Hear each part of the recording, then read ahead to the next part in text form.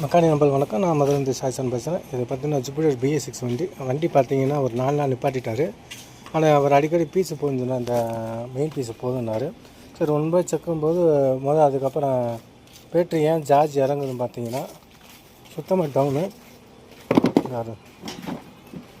இந்த வர இந்த எல்இடி லைட்டு ஃபெயிலியர். நம்ம எல்இடி லைட்டை கழட்டிட்டோம்.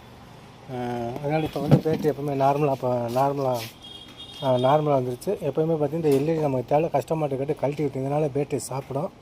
அவங்க சரியாக பூட்டினாலும் சரி, அந்த உள்ளே உட்கார மேக்னெட்டு சரியாக பங்க்ஷன்னாலும் சரி அவங்க லைட் எரிஞ்சிக்கிட்டே இருக்கும்.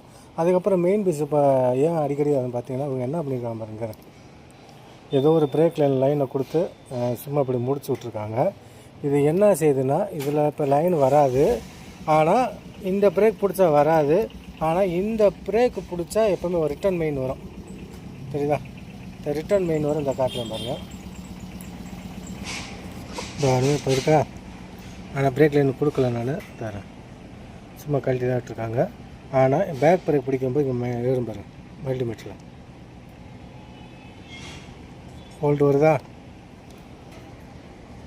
அப்போ இந்த ஓல்டு வரும்போது என்ன ஆகுதுன்னா எங்கேயாச்சும் ஒரு அப்படியே டச் ஆகி ரெண்டுமே டச் ஆகி இந்த மெயினும் ரெண்டுமே இதில் கொடுத்துருக்காங்க. இந்த எடுத்து கட் பண்ணி கொடுத்துருக்காங்களா, பிளாக் ஒயிட்டு. இந்த இடத்துல லூப் பண்ணியிருந்தாங்க. இது வைப்ரேஷன் ஆகும்போது என்ன ஆகுதுன்னா அப்படியே டச் ஆகி இங்கே பீஸ் அடிச்சிருது. அது 2 ஃபால்ட் இருக்குது. சின்ன தகவல் தெரிஞ்சவங்களுக்கு ஓகே. பேட்டரி இறங்கினா அந்த எல்இடி லைட்டு பின்னாடி சீட்டுக்கு ஒரு லைட்டை கழட்டிடுங்க. பிரேக் லைட்டுக்கு ப்ராப்ளம், இந்த ப்ராப்ளம் தான் பீஸ் போடுற ப்ராப்ளம். நன்றி, வணக்கம்.